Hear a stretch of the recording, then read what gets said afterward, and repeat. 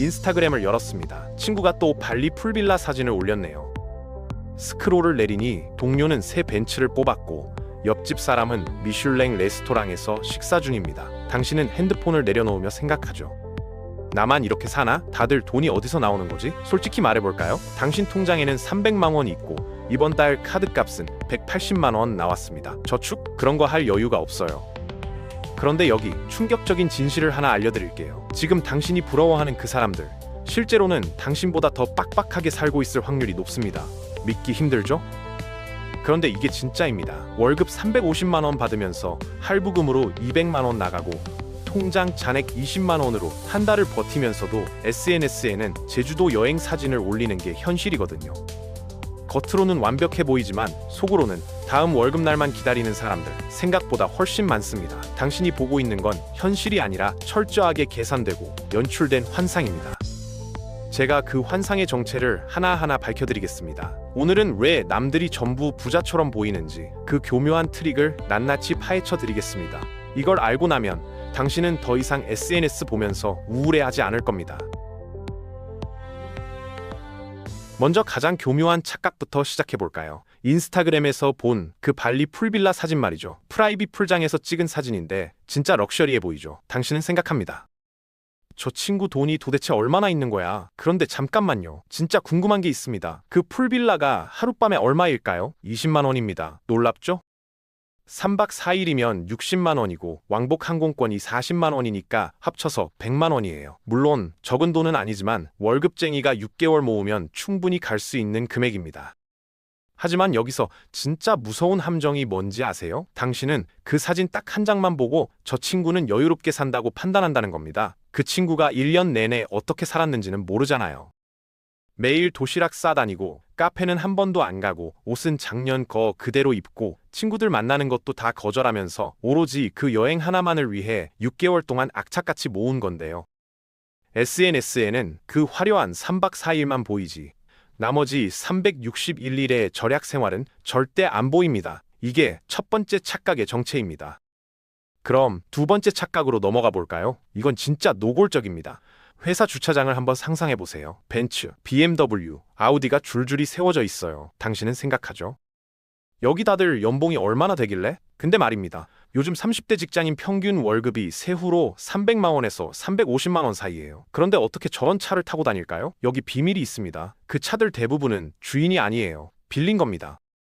리스라는 이름으로요. 한 달에 70만 원씩 내고 3년 동안 빌려 타는 거죠. 계약 끝나면 차는 반납해야 하고요. 잠깐 계산기 한번 두들겨 볼까요? 70만 원 곱하기 36개월, 2,520만 원입니다.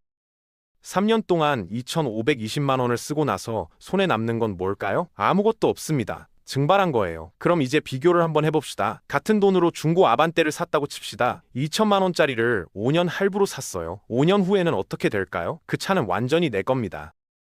팔고 싶으면 팔 수 있죠. 중고차 시세가 최소 1천만 원은 나올 거예요. 한쪽은 2,520만 원 날리고 아무것도 없고 한쪽은 1천만 원짜리 자산이 생긴 겁니다. 차이가 3천만 원 넘게 나는 거예요. 그런데 여기서 진짜 재미있는 게 뭔지 아세요? 길거리에서 마주칠 때 누가 더 성공한 사람처럼 보일까요? 당연히 벤츠 타는 사람이죠. 아반떼 타는 사람은 쟤는 별로네 이런 취급받을 수도 있어요. 하지만 5년 후에 누가 웃을까요? 통장에 여유 있는 사람은 아반떼 탔던 쪽입니다. 이게 우리가 계속 속는 이유예요. 눈에 보이는 것만 보니까요. 명품도 똑같은 원리입니다. 친구가 샤넬 가방을 들고 다닙니다. 가격이 700만 원인데 당신은 생각하죠. 와, 진짜 부자네. 나는 언제 저런 거 사보나. 근데 이거 아세요? 그거 24개월 할부예요. 한 달에 30만 원씩 카드값 나가는 거고 이자까지 포함하면 실제로는 800만 원 넘게 내는 겁니다. 여기서 진짜 충격적인 질문을 던져볼게요. 그 친구 통장에 비상금이 얼마나 있을까요? 제 경험상 50만 원도 없을 확률이 높습니다. 왜냐고요? 매달 명품 할부금 30만 원, 폰 할부금 8만 원, 보험료, 통신비, 카드값 내고 나면 월급의 80%가 증발하거든요. 남은 돈으로 밥 먹고 교통비 쓰고 커피 몇 잔 마시면 끝입니다. 저축? 그런 거 없어요. 더 무서운 건 이겁니다. 그 친구는 지금 2년 동안 미래의 돈을 끌어다 쓰고 있는 거예요. 2년 후에 가방 할부가 끝나면 뭐가 남을까요? 가방 하나죠. 그 가방을 중고로 팔면 400만 원 받으면 다행입니다. 결국 400만 원을 날린 셈이에요. 하지만 지금 당장은 그 친구가 당신보다 훨씬 부유해 보입니다. 이게 현실입니다. 세 번째 착각으로 넘어가 봅시다. 이건 정말 교묘합니다. SNS는 하이라이트만 보여준다는 거예요. 생각해보세요. 누가 자기 마이너스 통장 올리나요? 누가 이번 달도 적자야, 부모님한테 손 벌렸어, 이런 거 올리나요? 절대 안 올립니다. 대신 맛있는 거 먹은 사진, 새로 산 옷, 주말에 간 예쁜 카페, 이런 것만 올리죠. 당신은 그 사람의 인스타 피드를 스크롤하면서 와, 얘는 매일매일 행복하게 사네, 나는 왜 이렇게 재미없이 살까? 라고 생각합니다. 그런데 현실을 한번 볼까요? 그 사람도 월요일 아침에 일어나기 싫어하고 상사한테 혼나고 점심은 편의점 도시락 먹고 저녁에는 피곤해서 쓰러져 잡니다. 당신이랑 똑같아요. 단지 차이는 뭐냐면 그 사람은 일주일에 한 번 있는 특별한 순간만 인스타에 올리는 거고 당신은 그걸 보고 그 사람이 매일 저렇게 산다고 착각하는 겁니다. 실제로 재미있는 연구 결과가 있습니다. 사람들에게 당신의 실제 삶과 SNS에 보이는 모습이 얼마나 일치하나요? 라고 물었더니 평균적으로 30% 정도만 일치한다고 답했어요. 나머지 70%는 뭘까요? 힘든 것, 지루한 것, 평범한 일상, 이런 건 다 숨기는 겁니다. 하지만 우리는 그 30% 하이라이트를 보고 저 사람 인생 완벽하네, 나는 왜 이 모양이지? 라고 자책합니다. 이게 얼마나 불공평한 비교인지 이제 아시겠죠? 네 번째는 더 교묘합니다. 가짜 여유를 만드는 기술이죠. 고급 레스토랑에서 스테이크 먹는 사진을 올렸는데 실제로는 런치 특선 메뉴를 시켰어요. 저녁 메뉴는 인당 8만 원인데 런치는 2만 5천 원입니다. 하지만 사진으로는 구분이 안 되죠. 접시는 똑같으니까요. 명품 매장 앞에서 쇼핑백 들고 찍은 사진인데 실제로는 향수 샘플 하나 받아온 겁니다. 쇼핑백은 공짜로 주잖아요. 호텔 로비에서 찍은 사진인데 투숙한 게 아니라 그냥 로비 카페에서 커피 한 잔 마신 거예요. 5,000원짜리 커피로 5성급 호텔 분위기를 연출하는 겁니다. 이런 걸 보면서 당신은 얘는 돈이 정말 많구나 라고 생각합니다. 하지만 실제로는 당신이랑 비슷하거나 어쩌면 더 빡빡하게 살고 있을지도 몰라요. 단지 그 사람이 연출을 더 잘하는 거죠. 포장을 잘하는 겁니다. 그리고 당신은 그 포장된 모습을 보고 자신과 비교하면서 우울해지는 거예요. 다섯 번째 착각은 이겁니다. 우리는 남의 전체 재정 상태를 절대 모른다는 거예요. 친구가 새 차를 샀습니다. 당신은 부러워하죠. 와, 돈 많네. 근데 그 친구가 부모님한테 2천만 원 빌렸다는 건 몰라요. 동료가 집을 샀습니다. 대단하다. 나도 빨리 집 사야 하는데 생각하죠. 근데 그 동료가 5년 동안 주말 알바까지 하면서 악착같이 모았다는 건 몰라요. 부모님이 결혼 자금으로 5천만 원 보태줬다는 것도 몰라요. 우리는 결과만 보고 과정은 안 봅니다. 누군가 성공한 모습만 보고 나도 저래야 하는데 라고 생각하지만 그 사람이 그걸 얻기 위해 뭘 희생했는지는 전혀 모르는 거죠. 밤새 일했는지, 주말을 다 포기했는지, 친구들 만나는 걸 5년 동안 끊었는지, 연애도 못했는지, 이런 건 SNS에 안 나오니까요. 여섯 번째가 가장 중요합니다. 당신은 지금 당신의 내면과 남의 외면을 비교하고 있다는 겁니다. 이게 무슨 말이냐면 당신은 당신의 불안, 걱정, 부족함을 다 알아요. 통장에 돈이 300만 원밖에 없다는 것도 알고 이번 달 카드값 때문에 걱정된다는 것도 알고 앞으로 어떻게 살아야 할지 막막하다는 것도 압니다. 그게 당신의 내면이거든요. 근데 남들은 어떤가요? 당신은 그들의 내면을 몰라요. 그냥 겉모습만 보는 겁니다. 웃는 얼굴, 화려한 사진, 멋진 차, 이런 것만 보죠. 그 사람도 밤에 잠 못 자고 통장 잔액 걱정하는지, 카드값 때문에 스트레스 받는지, 부모님한테 빌린 돈 갚아야 해서 압박감 느끼는지, 이런 건 절대 모릅니다. 그래서 비교 자체가 애초에 불공평한 겁니다. 나의 전체와 남의 일부를 비교하고 있는 거예요. 이건 절대 이길 수 없는 게임입니다. 당신이 아무리 잘 살아도 누군가의 인스타 피드를 보면 항상 뒤처진 것처럼 느껴지게 되어 있어요. 왜냐하면 그들은 최고의 순간만 보여주니까요. 그럼 이제 정말 중요한 질문을 던져볼게요. 진짜 부자들은 어떻게 살까요? 놀랍게도 정반대로 삽니다. 자산이 수십억 원 되는 사람들은 대부분 티를 안 내요. 10년 넘은 차 타고 평범한 옷 입고 동네 식당에서 밥 먹고 SNS에 사진도 잘 안 올립니다. 왜 그럴까요? 그들은 알거든요. 보여주는데 돈 쓰는 게 얼마나 쓸데없는지를요. 진짜 부자의 사고방식은 이겁니다. 이 700만 원을 지금 명품 가방 사는데 쓰면 가방 하나 생기고 끝이야. 하지만 이 돈을 투자하면 몇 년 후에는 1,400만 원이 되어 있어. 그때 가방 2개 살 수 있잖아. 아니, 그때는 가방 따위는 관심도 없겠지. 더 큰 투자처를 찾겠지. 이게 복리의 마법이거든요. 지금 당장의 만족을 조금 참으면 미래에는 비교할 수 없을 만큼 큰 여유가 생기는 겁니다. 반대로 화려하게 사는 사람들은 어떻게 될까요? 시간이 지나도 여전히 할부금 내고 있고 카드값 걱정하고 있고 통장에는 돈이 없습니다. 왜냐하면 계속 미래의 돈을 끌어다 쓰고 있으니까요. 그 사람들은 영원히 쳇바퀴 안에서 뛰는 겁니다. 벌어도 남는 게 없어요. 월급 350만 원 받으면 할부금에 250만 원 나가고 남은 100만 원으로 한 달을 버티다가 결국 또 카드 긁고 그러다 보면 카드 빚이 쌓이고 그 이자 내느라 또 돈이 나가고 악순환이 반복되는 겁니다.